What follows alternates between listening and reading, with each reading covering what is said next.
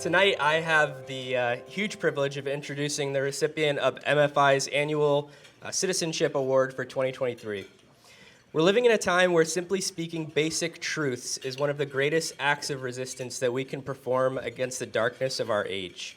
Sometimes all it takes is one person to stand up and say the emperor has no clothes to create a crack in the edifice of our culture that will allow some light to shine through. And as John 1 says, when light shines in the darkness, darkness cannot overcome it. The person we're honoring this year might have seemed to some like an unlikely candidate to challenge the destructive lie of gender ideology in public schools. As a 12-year-old seventh grader, he didn't exactly wield a lot of political power or social influence. And yet he had the courage to use what he did have, a voice. As he and his classmates were inundated by messages from their middle school about LGBT pride and were pressured to affirm transgender ideology, he decided to take a stand for biological reality. His means of protest, a t-shirt.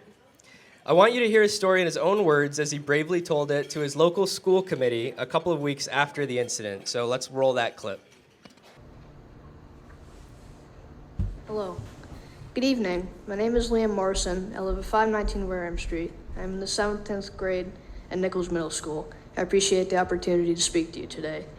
I never thought that the shirt I wore to school on March 21st would lead me to speak with you today. On that Tuesday morning, I was taken out of gym class to sit down with two adults for what turned out to be a very uncomfortable talk.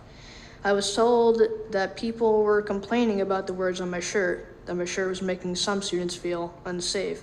Yes, words on a shirt made people feel unsafe. They told me that I wasn't in trouble, but it sure felt like I was. I was told that I would need to remove my shirt before I could return to class. When I nicely told them that I didn't want to do that, they called my father. Thankfully, my dad supported my decisions and came to pick me up. What did my shirt say? 5 simple words. There are only 2 genders. Nothing harmful, nothing threatening, just a statement I believe to be a fact.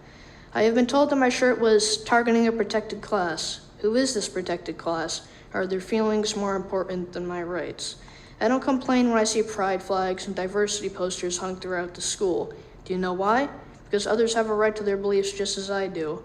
Not one person, staff, or student told me that they were bothered by what I was wearing. Actually, just the opposite. Several kids told me that they supported my actions and that they wanted one too. I was told that the shirt was a disruption to learning. No one got up and stormed out of class. No one burst into tears. I'm sure I would have noticed if they had. I experienced disruptions to my learning every day. Kids acting out in class are a disruption, yet nothing is done. Why do the rules apply to one, yet not another? I feel like these adults were telling me that it wasn't okay for me to have an opposing view. Their arguments were weak, in my opinion. I didn't go to school that day to hurt feelings or cause trouble. I have learned a lot from this experience. I learned that a lot of other students share my view.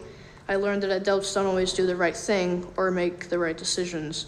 I know that I have a right to wear a shirt with those 5 words. Even at 12 years old, I have my own political opinions, and I have a right to express those opinions. Even at school, this right is called the First Amendment to the Constitution. My hope in being here tonight is to bring the school committee's attention to this issue. I hope that you will speak up for the rest of us so we can express ourselves without being pulled out of class. Next time, it may not only be me. There might be more students that decide to speak out. Thank you for your time and good night.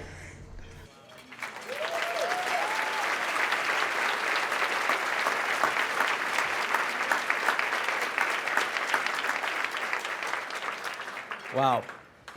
There are only 2 genders. Who would have thought that we'd live in a time where those 5 simple words could get you sent home from school?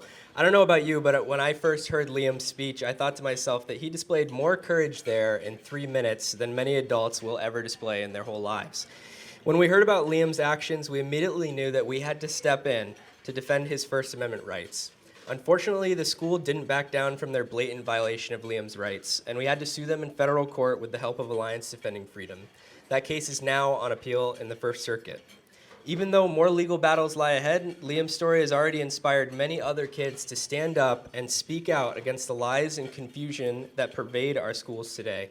May we pray that more kids and more adults have the courage to risk their reputations and stand up for their convictions like this 7th grader did.